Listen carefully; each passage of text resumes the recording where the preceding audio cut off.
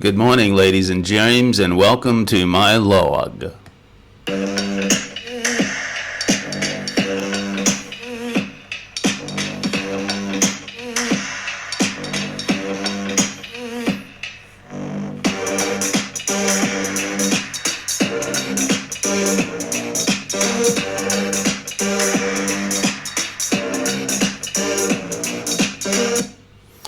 So, tolerance.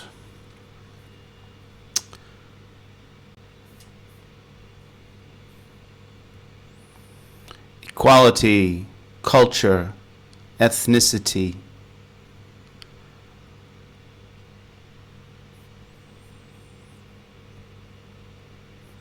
These words, among many others, have shifted in meaning in the previous century to such an extent their meaning today would be barely recognizable 100 years ago. This is the result of politics, of ideologies that are altered by political movements and political figureheads. And it's an age-old process by which the words we use change their meaning in order to accommodate a shift in social and moral values. Words that transform in this way are usually central to the values of a community or society. And as their use shifts, so the values of that community are altered in subtle ways that are barely detectable. Changing the meaning of a value-defining word runs like a ripple through the language, shifting the meaning of many other words that are also indentured into service of the new political ideology. In the first few years, even in the first few decades, the members of that society may not even notice this sea change in the beliefs and values that underpin the community in which they live. And by the time they do, assuming they would have wished to address the issue and challenge the changes early on, it's usually too late to protest. Think of the old man shaking his fist at the television as he watches the news, where it's announced that further legislation has been passed to effect changes the old man finds incredible, unacceptable, immoral.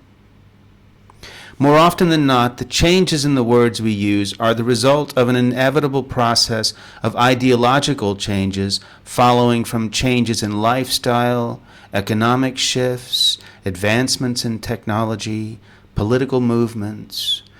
Our language is like a web in which a change in one word can ripple through the entire network and shift many other words in response.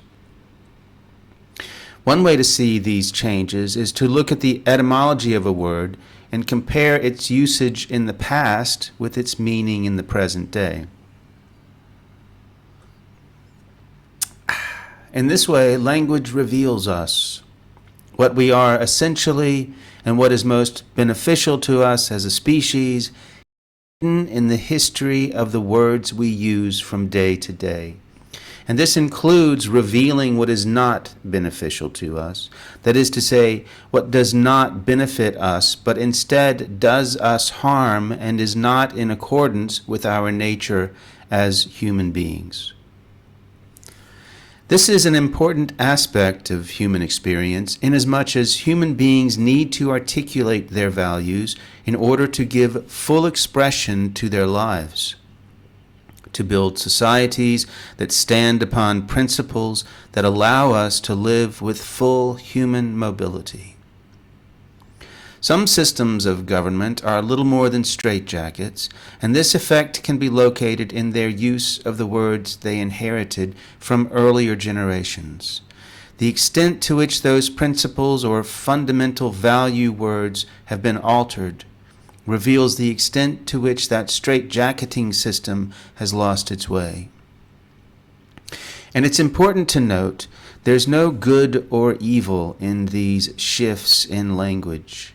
Even in cases when a distinct political entity sets out to benefit a society by fundamentally altering some aspect of their language, there is no evil intent. But there is, more often than not, ignorance of how fragile a natural language actually is, and the fact that the language we used must be nurtured through study, through poetry and rhetoric as a core course of study.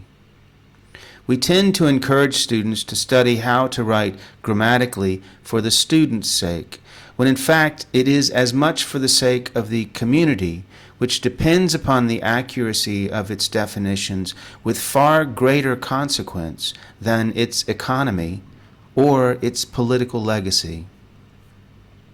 Examples of intentional alterations in a language that exhibited far-reaching consequences are available to us in the previous century. For example, in Turkey, when the alphabet was changed from the Arabic to the Roman, and many of the old texts were lost, simply for the fact that those who could read Turkish could not read Arabic characters. Or in China, when the characters of that language were simplified in order to accommodate the needs of a largely illiterate society. Many of those changes were infused with ideological meaning, effectively cutting off the society from the wisdom it had inherited that was to be found in the meanings of the words they used. But there are subtler ways that ideological sea changes might occur, and in the West we can look to 4 examples of words shifting in meaning due to political movements, carried down through several generations. The words I want to consider today are tolerance, equality, culture, and ethnicity. First, let's have a look at the etymology of the word tolerance.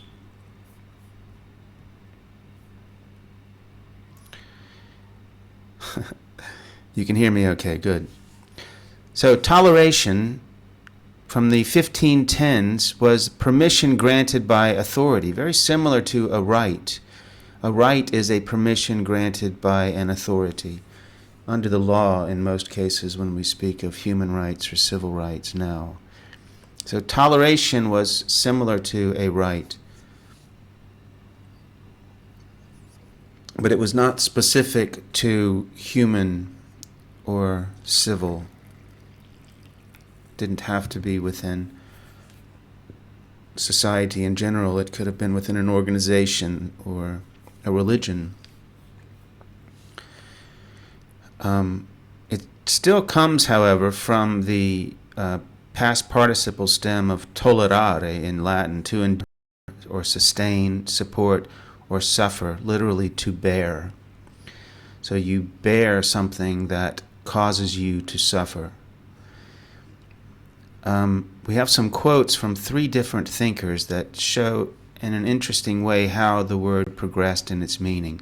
The first was John Locke, who wrote, "If any man err from the right way, it is his own misfortune, no injury to thee. Nor therefore art thou to punish him in the things of this life, because thou supposest he will be miserable in that which is to come." So it's interesting that it's kind of focused on the idea of Christian charity and of the need for Christians to guide one another and help one another to find the right path.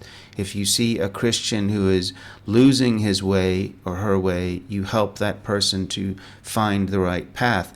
So then if someone comes into your community who believes in a completely different doctrine than your own, you may feel the need to suppress or silence that person for the good of everyone. Not because they are threatening your way of life, etc., but because you want everyone to go to heaven. It's a very different point of view than the present-day idea of toleration, and it's worth considering that it has more to do with the intellectual aspects of tolerance. That someone has an idea that is different from your own, you should allow them, you should give them free rein and debate with them if necessary. This goes all the way back to the Greeks and to Socrates and runs through the tradition of scholarship, that debate is central to the method by which we acquire knowledge. Of course, we don't really acquire knowledge, by which we categorize the world and our theories, etc. By which we, what's the word I'm looking for? Refine, by which we refine our theories. The next is from James Madison, one of the founders, and this was kind of apparently the idea for the founders themselves when it came to tolerance. Before any man can be considered as a member of civil society, he must be considered as a subject of the governor of the universe. So this is really, it's not specific to Christianity, but it's specific to a theistic view of the world. You've got to have God in order to recognize that we are all equal, that we are all one. If you don't have God in that picture, then it's just rhetoric. It's nonsense. You have to found that on the idea that there was one creator. And saying that the natural world created all of us equally is nonsensical. And that's more or less all that science might say, actually. And if a member of civil society do it with a saving of his allegiance to the universal sovereign, we maintain, therefore, that in matters of religion, no man's right is abridged by the institution of civil society, and that religion is wholly exempt from its cognizance. Once again, religious tolerance is the main focus of the word. Then we come, the next person that they quote is interesting. It's actually the mentor of George Soros. Soros actually had a class, well, he studied philosophy in Britain and was reading Karl Popper, and he has said in various biographies that it had a profound effect upon him. You see the title of the book, The Open Society and Its Enemies. The name of the organization that Soros uses is called the Open Society. Unlimited tolerance must lead to the disappearance of tolerance. By the way, the Open Society, the largest funding that any organization of this kind has ever received is the Open Society, because Soros gave however many hundreds of billions or something. Unlimited tolerance must lead to the disappearance of tolerance. So now we're kind of getting the idea that tolerance has a negative side, an evil side.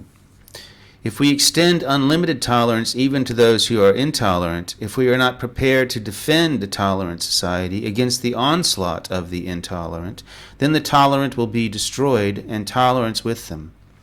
It's kind of ironic. Well, in any case, he is saying, there's, I think it was it was Berlin, the philosopher, who spoke of, I can't remember now what it was called, negative. It's going to bother me that I can't remember. Negative tolerance. The idea being that you have the right to be free from what others might inflict upon you through their beliefs.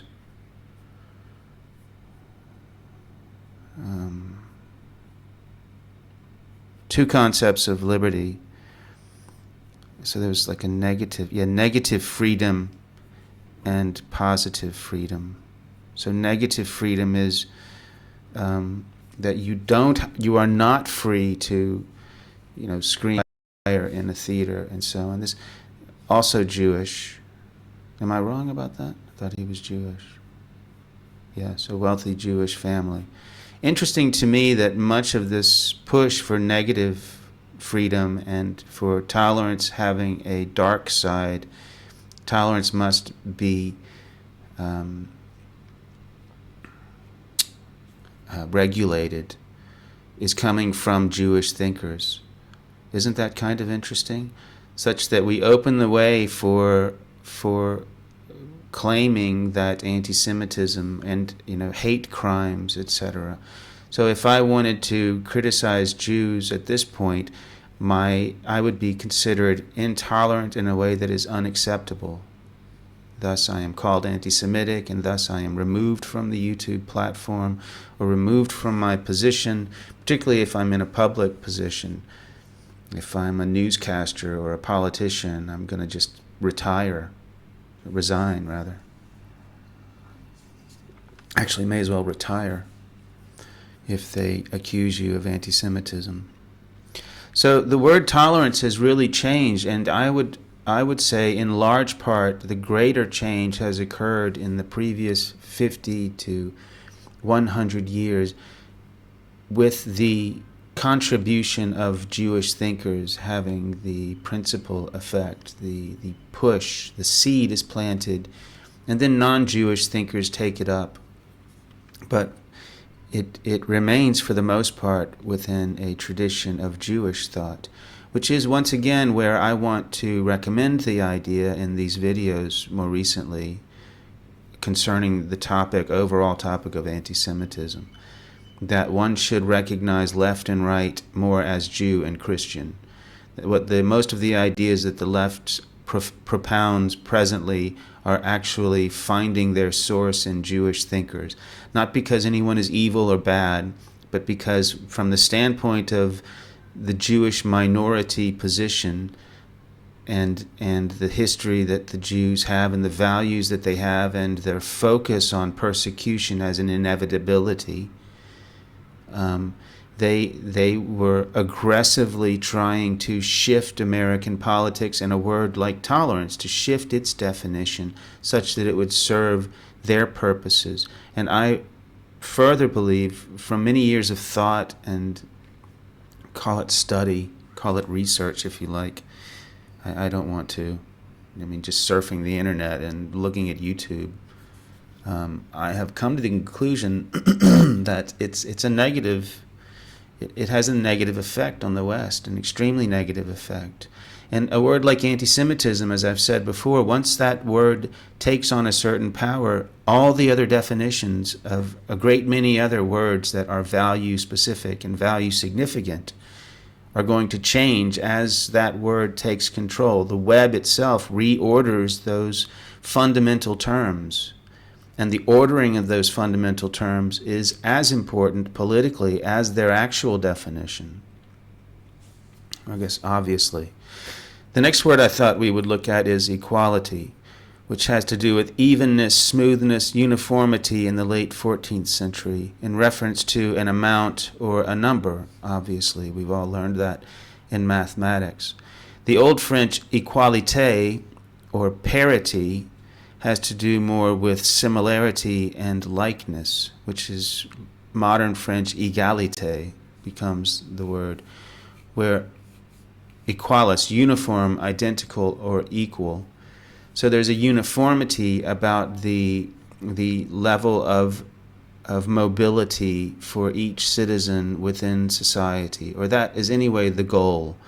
The ideal that we are striving toward is a society in which everyone has equal mobility.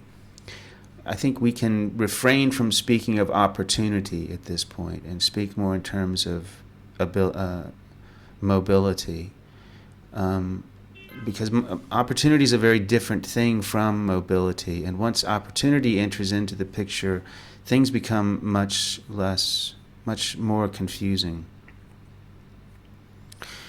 Well, this isn't offering much in the way of what I was hoping to find with quotations and so on. But I think it's clear that during the past, particularly 50 years in America, we've lost the caveat, the qualification of our use of the word equality as under the law. We are equal under the law. We seem to lose that in our discussion. And there's also equity. More recently, I heard Hillary Clinton using it, and in terms of women's rights, the quality of being equal, impartiality in dealing with others. I guess that brings it further into focus. Here, though, I'm not bound to be impartial when dealing with others. The law is, the government is, but I'm not. So when they tell me as an employer that I must, under the law, prove that I have been impartial usually by pointing to the number of black or white, male or female within my business, it seems to me we've crossed a certain line. What are the origins of that? I wish I had more information on the origins of when that shift occurred. I could simply point to feminism, second wave feminism as they call it. But it's better, I think, to just call it feminism and exclude the abolitionist movement that became the women's voting rights movement. That's not the first wave of feminism, in my opinion. But in any case, it's not important. The feminist view and the focus on equality in the context of women has probably had more to do with our more recent definitions. And those writings, that movement was dominated in the 1960s and the 1970s by Jewish thinkers, primarily women. And so again, in my opinion, without much evidence, and I should have probably researched this better, but whatever. I'm not here to win. I'm not here to win an argument. Is that clear? I'm not trying to win an argument. I'm just throwing out my, 2 cents, putting my hat in the ring. Here, this is my point of view. The term anti-Semitism should be rejected by those who find themselves stamped with its stink. Okay, ethnicity. If you look in the dictionary even presently, ethnicity simply means, look at this, it meant paganism in the 1700s. Well, that's new. I had no idea about that. Huh. If you look in the dictionary, once again, we have so little to work with here. I'll just throw this out then. If you look in the dictionary, you will find under ethnicity that it can be anything. You could be the fan of a particular musical group, and that's your ethnic identity. The fact that we have gradually used it to focus more and more on a kind of race, but not quite a race. It's not really quite clear just what it is. It's a culture or it's a race. Maybe it's easier to say it's a culture, so that when we speak of black people, we're actually speaking of a culture and not of a genetic kinship. I think ethnicity has been used in that way, which becomes so confusing and so vague in its meaning. This shift from what was originally, we would just say race. Now we've moved away from the use of the word race, and we've taken the word ethnicity and we've packed it. We've packed it like baggage, just full of all these extra meanings and nuances and connotations. And now we've set it out into the world. Go out and do your best to influence the politics. Now we even speak of ethnicity politics, don't we? Identity politics, ethnicity politics kind of are synonymous. How did this word ethnicity come to mean this? I would say once again, the group that has the most benefit from a vague word like that politically is the Jews. Jews support black people or other minority groups generally in a sense, in order to gather more people in their cause, strength in numbers, in this case, strength in ethnicities. The more ethnicities you can call together to make similar claims about their mistreatment at the hands of the majority, the better your chances are of pushing through, which has happened, right, in the past 50 years. We in America in particular, we live in a world of ethnic and identity politics, ethnic/identity politics. So ethnicity has also gone through a profound change, and it's an evidence, in a sense, of ideological changes within the country. I would say, going back to the original meaning of ethnicity, I had an earlier commentary, a log that I titled "Those Who Identify As," and I made the argument there that rather than call people white or black or Christian or Jewish or Muslim, just say people who identify as. black, people who identify as white. In my opinion, that's the original meaning of ethnicity. That was actually where it came from. I don't see an etymology. It's okay, here we're getting much more now. This is good. Late 15th century, pagan or heathen, from Latin ethnicus, from Greek ethnikos, of or for a nation, national, by some writers adopted to the genius or customs of a people, peculiar to a people, and among the grammarians suited to the manners or language of foreigners. From ethnos, band of people living together, nation, people, tribe, caste. Also used of swarms or flocks of animals, properly people of one's own kind.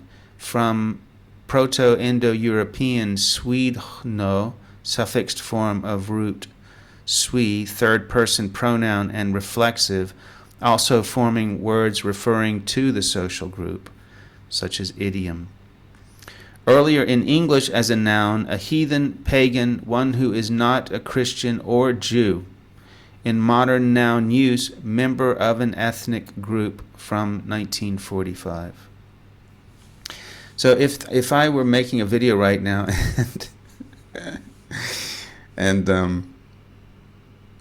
then editing it later, I would edit out everything I said previously about ethnic. I'm going to have to backpedal, and try to make sense of the fact that what I'm drawing my inspiration from and looking at the transformation of the word ethnic is the dictionary definition. This offers a very different point of view, which has more to do not strictly with nations, but with communities, those of our kind. I don't really see how the our kind comes in. From ethnos, band of people living together. Properly, people of one's own kind. And specifically Christians, which is, I think it's always good to look at what those Christians who dominated the society where English was spoken, it's always within English. It's good to look at what they were saying. In this case, they were saying that ethnicities were those. So one wonders, when did ethnic gain its in Septuagint Greek to ethnos translates Hebrew goyim, plural of goy, nation, especially of non-Israelites, hence especially Gentile nation, foreign nation not worshiping the true God. And ethnikos is used by ecclesiastical writers in a sense of savoring of the nature of pagans, alien to the worship of the true God, and as a noun, the pagan, the Gentile. The classical sense of peculiar to a race or nation in English attested from 1851, which is rather late, a return to the word's original meaning. That of different cultural groups is 1935. So, okay, that's worth mentioning, that the cultural aspect of ethnicity enters into the lexicon in the 1930s, as late as the 1930s, which is actually at the same time, I believe, as the word gender takes hold. And once again, in both cases, I would lay money down that it's Jewish thinkers who come up with this, not because Jewish people are evil or trying to undermine the fabric of any one society, but because within their circumstances, these ideas, these concepts make sense to them. Not in a world in which they are trying to represent humanity, mind you, but in a world in which they are trying to represent their own group, which is desperately attempting to avoid the backlash that it has received over and over and over again for reasons that are absolutely a mystery. I have my own opinion about it. Goy would be an interesting. Okay, wait. And that of racial, cultural, or national minority group in American English by 1945. So very late in the game was it separate from religion, and it's specific to, and I think Christian, okay, here we go again, speculating. The maestro speculates. But then again, as a prophet, I am receiving messages at all moments from the great human spirit. So you can trust what I say. The Christian thinkers were following the lead of the Israelites, of the Hebrews, when they used a term like goy, that there were those outside of their group and those within. This was not the teaching of Jesus. This was by no means the teaching of Jesus. In fact, that's an argument. And in the yesterday's video, we saw that guy John Green about Christianity. His thesis was that Christianity opened up to so many different people because it didn't create an outside-inside line like that. But later Christians, once it's become a church, of course, then they are a tribe. A church is a tribe. That's why I'm not a member of a church, and that's why I'm not a Christian. Because at the moment I say I'm a Christian, I've joined the tribe. And I think, if anything, I was raised within a church, and I do value and respect the words that are attested to this character who may or may not have existed as he's described, Jesus. I find them meaningful. I interpret them in my own way, and I think they are consistently recommending against a tribal identification. Maintain your individuality. Think for yourself. So Goy, a Gentile, a non-Jew, from Hebrew Goy, people, nation, in Mishnaic and modern Hebrew, also Gentile. One who is not a Jew, one who is not a Christian, a pagan. See, later it was used to refer to Christians. First it's used to... So, to the extent that that kind of tribalism influenced Christianity, we can say Christianity lost its way. Because that was not... in a nutshell, the whole story of Christianity in relation to Judaism is that Jesus happened to be a Jew. And in that context, he philosophically, in the same way that someone like Socrates might have conceptualized a view of humanity that recommended against the kind of tribalism that Judaism and that particular community was demanding of him. So he recommended against it's like someone traveling around America saying you should hand in your passports and give up your citizenship. That's the Jesus story, in my opinion. You'd have to add to that the person who's traveling around telling the Americans to give up their citizenship is at the same time saying the world is going to end in about 20 years. The world is going to end in 10 years. He would also be saying, let's keep in mind, Jesus was also saying, you should circumcise yourselves and not have any more children because they're only going to suffer in 10 years. Jesus was a nutcase in many respects, and probably his nuttier pronouncements were, which you can find in the Apocrypha, in the books that were excluded from the Bible. And students of divinity, students of Christianity, scholars. I had the experience of going to the University of Edinburgh and spending some time there.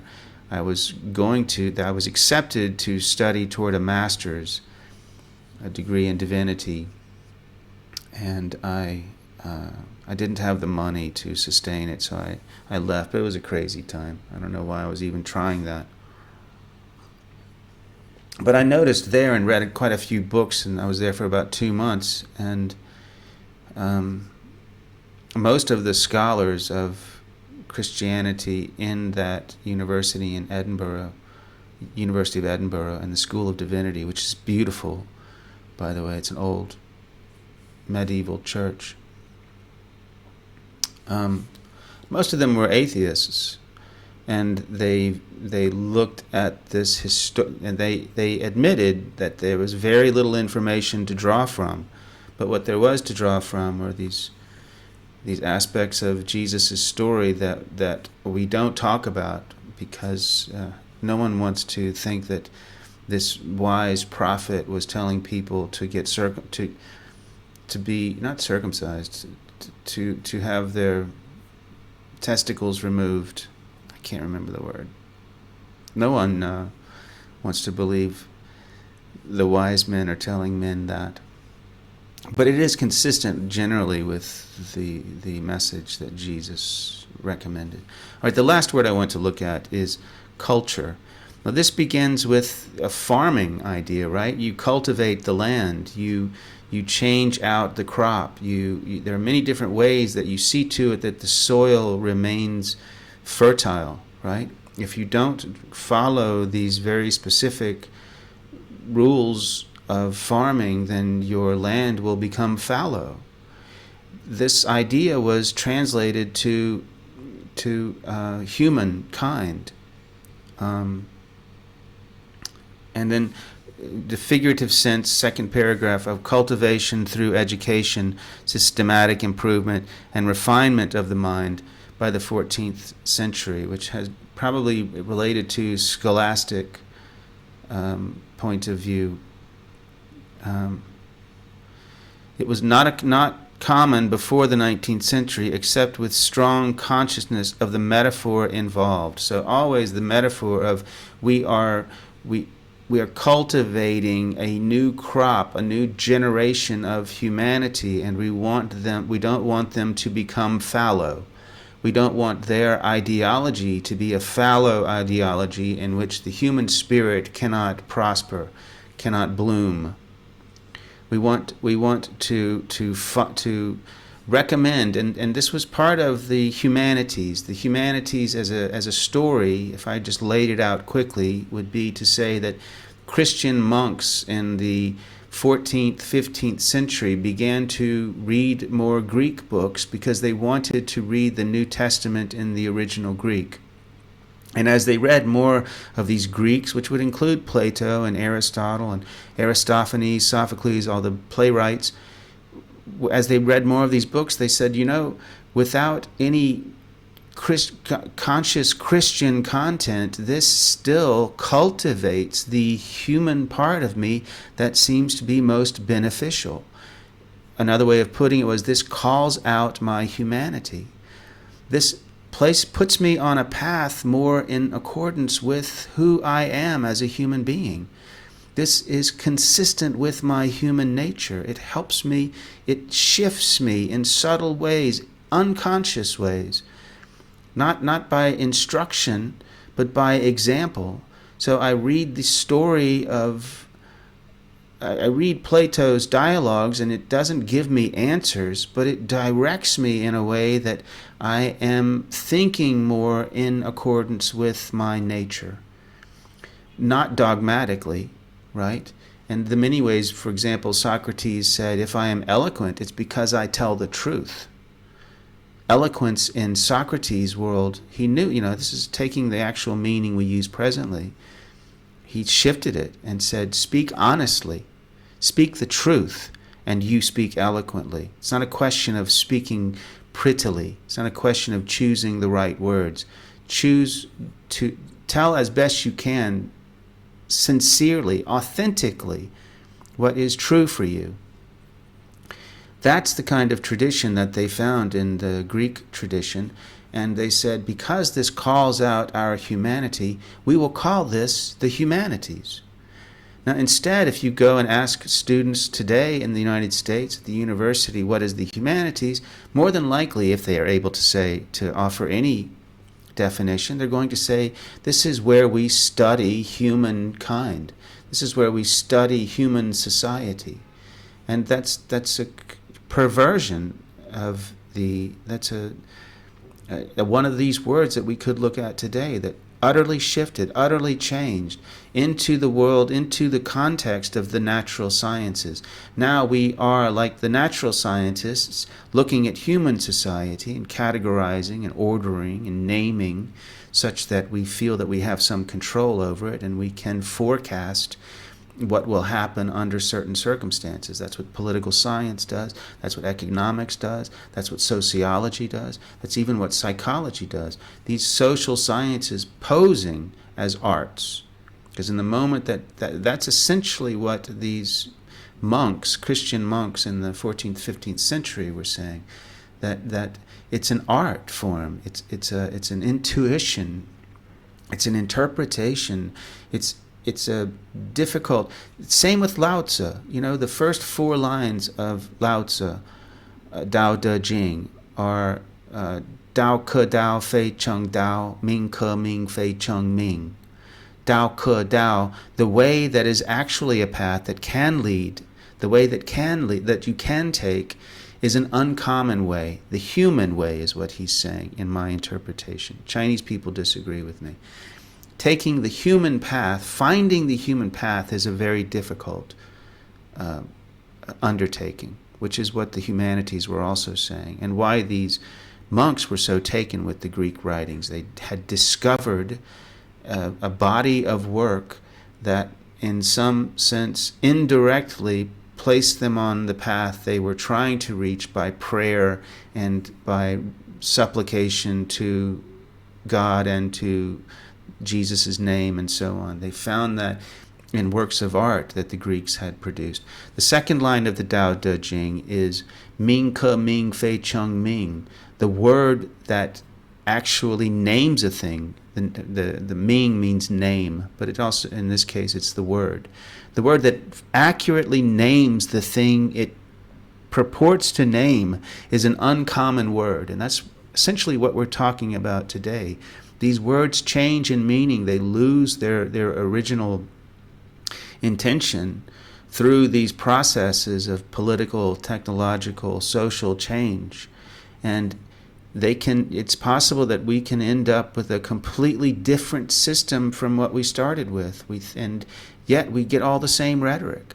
And, the same words that carried us through generations and helped us on the path become obstacles to the path. The word tolerance, as it's used today, I believe is an obstacle. The word culture is an obstacle. The word ethnicity is an obstacle. These are obstacles to finding our way to the path that is best for human nature. And it has to do most with the fact that it is tribalists who are shifting these definitions. It's people focused on their own tribe with the express intention to manipulate the other tribes to serve that one tribe's purposes. So culture, this cultivation idea, was very important in the humanities. Now culture is a national identity. Culture is little more than a mascot, and we say, well, we can't let this culture die, as if the culture itself is what's important, as if it's so important that it takes on the qualities of an individual human being, and an individual's death is equal in kind, or rather a culture's death is equal in kind to an individual's death, which is utterly untrue. It is unfortunate to lose languages and to lose cultural traditions historically, but at the same time, it's not as important as it's laid out to be politically as a means of leverage. Let's look further at this. The figurative sense, cultivation through education, it was not common before the 19th century, except as a metaphor. People knew when they said culture that they were actually saying farming. Imagine now if rather than using the word culture, you could change in every case, change it to the word farm as a verb, or farmed, farming as a noun. I know it doesn't really fit, but if we used that term, we would know exactly what we were saying. And we would recognize to some little extent that it's a bit strange to suggest that we are farming people, right? And that's in China. Americans in particular tend to think that the Chinese indoctrination of that government has been a matter of deeply manipulating 1 billion people just for the sake of the few who govern. And that is a form of cultivation. That's a culture. That's acculturation. And very negative, isn't it? It's a very negative thing. Meaning learning and taste, the intellectual side of civilization, is by 1805. The closely related sense of collective customs and achievements of a people, a particular form of collective intellectual development, is by 1867. So in the late 1800s, they began to think of it in terms of specific nations. But I can remember, even as a youth, that it still retained, this is in the 1960s and 70s, it still retained the idea of human cultivation. In other words, we want to produce societies, we want to produce arts, we want to produce educational systems that are consistent with humanity. And it's not subjective. Some systems, some arts are going to turn us away from what is in accordance with humanity. Some religions and their precepts presently are going to turn us away from that. Finding the name that actually names the object is difficult. Finding the way that is true to human nature is difficult.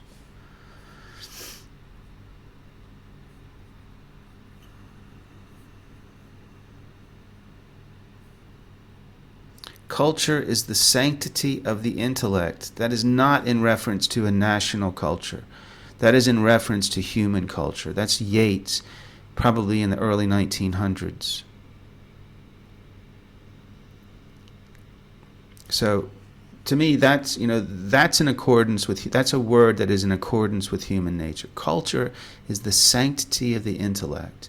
Whatever our station in life, we have informed ourselves. Our educational system has given us the background, the readings, the understanding that we require to be content as human beings, as a part of this grand, wonderful pageantry of human activity.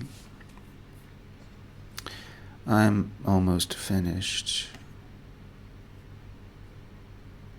Yeah, let's look up quickly. Let's look up the word. We're going to get, that was a nice ending, but I have to now look up the word coronavirus. Coronavirus. I'm always here in the background, hovering above his head. Kill.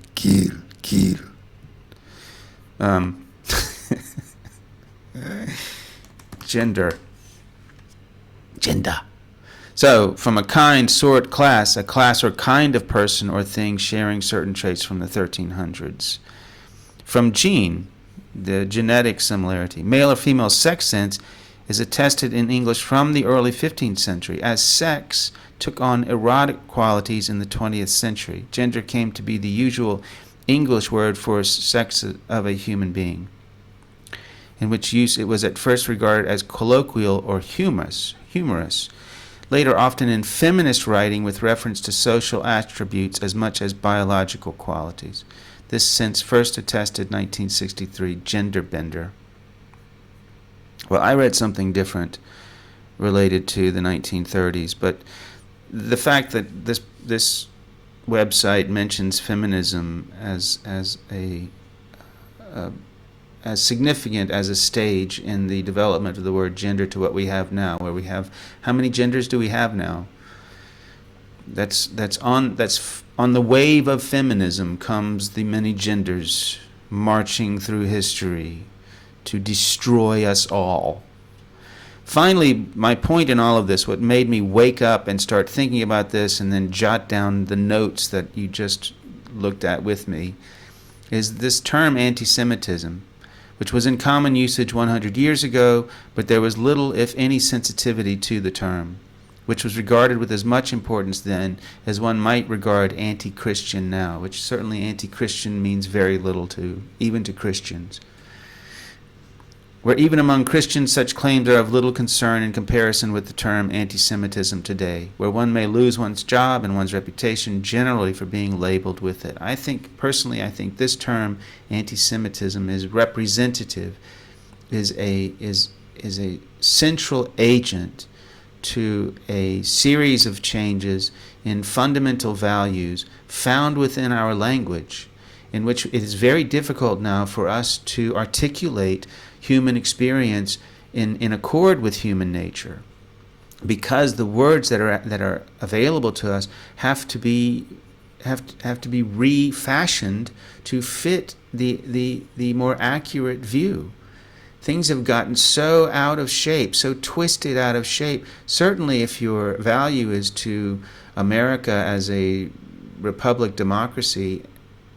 democratic republic, in that sense, many people, the Tea Party and so on, you see these conservatives all kind of upset and concerned. Trump is a backlash of this, right? Trump is the product of that level of concern. I say, forget about it. Who cares? What's important is our ability to articulate what is human, and to cultivate generation by generation an understanding of what it means to be human. If we can't even speak of it now with any accuracy because the terms themselves have been prostituted out, have been indentured into the servitude of an ideology that is not interested in what it means to be human, but is more interested in how best to control a large percentage of the population in the interest of a select few, we've lost our ability to protect ourselves. In any case, thank you all for coming today. I'm sure, there's quite a lot of people out there. Whatever, even if there's only a few. I saw Nicholas was there. Thanks, Nicholas, for listening. And those of you who are visiting after the live stream, I hope you will take something of value away from this little presentation of mine, this little light of mine. I'm gonna let it shine. Oh Lord, let it shine.